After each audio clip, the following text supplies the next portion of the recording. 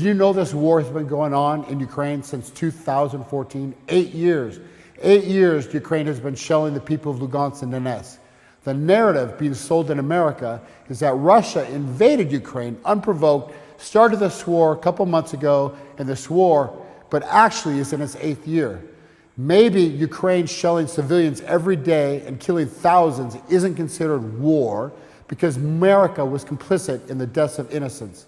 I've been to Donbass a dozen different times since 2016, and every time I go, I see mortars flying over every morning at dawn, crashing into civilian areas, into the malls, the schools, the hospitals, the airport, the apartment complexes. You will not hear about this in the media, and this has been going on for 8 years. The Russian military is in these regions right now, in Donetsk and Lugansk, liberating these people from Ukraine. Yes, I said liberate. In the eastern parts of Lugansk and Donetsk, it's the first time in 8 years they don't have to worry about being bombed. So how did this war really start 8 years ago?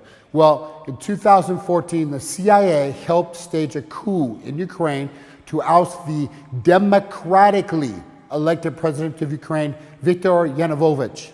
The subsequent Western puppets that were installed pulled Ukraine away from Russia. They banned dissenting political parties, and they took media outlets critical of the new government off the air. So in May 2014, both Lugansk and Donetsk held referendums. In both provinces, the people overwhelmingly declared themselves as free republics. They have their own constitutions, they have their own government, police, school systems, hospitals, everything. Ukraine did not acknowledge the will of the people and instead began an 8-year military campaign of bombing these people that has killed thousands and thousands. Imagine you send your kid to school every day and not knowing if this is the day that your child doesn't return home because some mortar shot from the Ukrainian army destroys the school. The Western media paints a narrative of Russia as the aggressor. But let me ask you this question. Who's going to save these people of Donetsk and Lugansk?